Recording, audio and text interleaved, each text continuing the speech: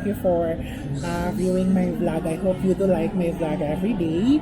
So, nag-upload ako ng nighttime always. And I hope kahit may background, hindi makaka-copyright yung vlog ko na to. For today's video, magkakwento lang naman ako sa mga nangyari for today. So, starting today, meron akong training on public service continuity plan. So, of course, it will take a very focus and dapat na focus yung attention mo kasi you will be crafting policy for your office. Kung may mga mangyayaring mga disruptions, like mga disasters like earthquake, flooding, fire, so you have a continuity of work and processes na kahit nangyari yon, so continue pa rin ang work. So it's our first day kanina. It's an orientation with what are the overview and also giving us the overview kung ano talaga ang plan continue.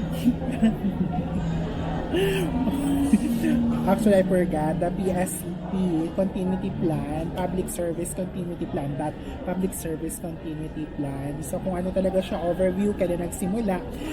Previously daw, nagsimula yung public service continuity plan sa mga private sectors kasi ayaw ng mga owner ng mga businesses na pag may mga disruptions or disasters na mangyayari, mahahamper yung work and processes nila sa business. So, since nakita ng government na dapat meron din ganun yung public services in times of crisis and disaster, so ina-adapt yun para at least hindi na problema kung ano ang gagawin once magkakaroon ng mga disasters such as earthquake, which is hindi natin ma-detect kung kailan mangyayari, flooding and fire as well, and terrorism. So depende sa kung anong risk exposed ang isang government agency, kung ano ang vulnerability ng isang company. Yun, it will take for 4 days. So starting today, meron na kami mga activities. So, it's per module. So, natapos namin yung 2 module. So, after every discussion ng 2 module, may pinapagawang activity. So, you have to submit. Kasi yun yung i-check ng speaker if nag-compliance kami for this said module. Kasi yun yung basis. Bibigyan kami ng certificate of completions, not lang certificate of attendance. So, pag nakompleto yung 32 hours, kasi pag hindi nakompleto yung 32 hours, certificate of participation lang na ang ibibigay niya. Yun. So, yun yung nangyari for today. Early kami natapos, mga around 4 p.m. Tapos na kami kasi may pinapagawang activity lang. Then, isasabit sa Google Drive, then isa-check nila. And then, bukas na naman. Alam mo yung realization ko for the public service continuity plan, kahit hindi sa government agency, kahit sa life mo, you have to have or to create a plan for your life para at least may susundin kang step-by-step process kung anong gagawin mo sa life. Of course, kung ano ang goal mo, kung ano ang aim mo, kung may mangyari mang hindi naaayon sa mga plano mo, you can mitigate the risk or pwede mong baguhin yung plano mo na aayon din sa gusto mo. Ang importante, you have a plan to follow para kung hindi ka man or not well, hindi ka makapag-isip ng maayos kasi of the problem na nangyari sa'yo, you can still get back sa mga plano mo. So, pag magplano, so you have to do the journaling. Of course, dapat isusulat mo doon, di ba? And it will really help you also to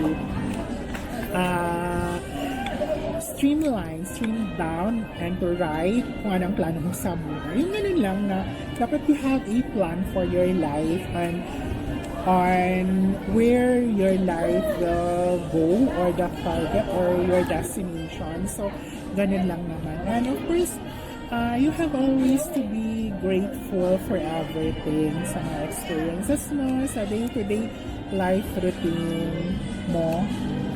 Yun. You know guys, I am ouch! Natutuwa ang DJI ko kasi pinapaano ka lang siya. May ano siya, may sandiganan. May kung saan siya nakapatong. So, and guys, you know, dati kasi I think before pandemic, I am practicing law of attraction. So, universe, it can be God. So, you have to be grateful always in your life on what happened to you in a day. So, kasi di ba usually, madali tayong ma-upset, madaling magalit sa mga things na nangyayari na hindi naayon sa gusto natin. But when you practice gratefulness, when you practice gratitude, you are channeling a positive attitude towards sa kung anong nangyayari sa'yo. So, alam ko mahirap, but I am practicing it. And when you are grateful, you can manifest. Kung ano ang gusto mo, mamamanifest yun.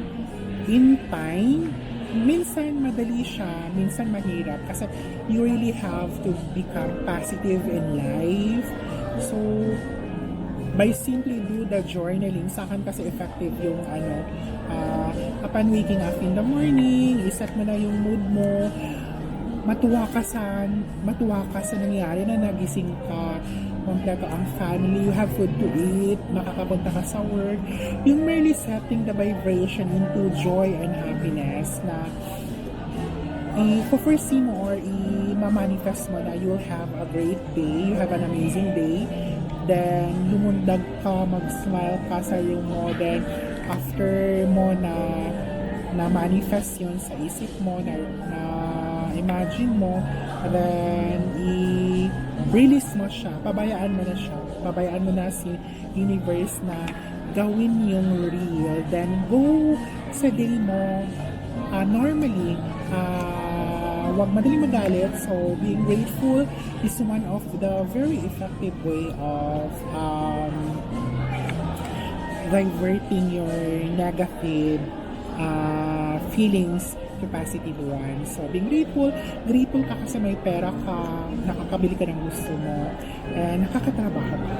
Diba? So, yun yung vlog ko today, guys. I hope you love my vlog. Thank you so much pala sa mga